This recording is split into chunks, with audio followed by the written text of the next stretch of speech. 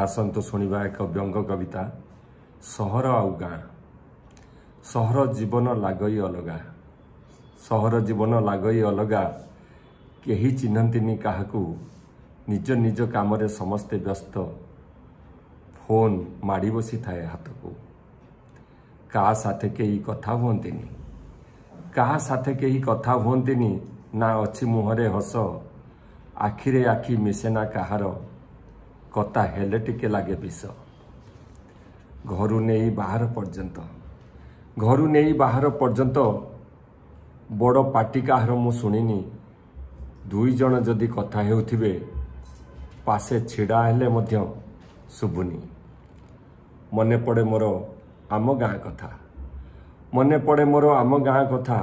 डाक छाड़ी थांती खंडे दूररू, नमस्कार आमे दियानिया हेउ, सते देखा होई नाहु केउ जुगरू।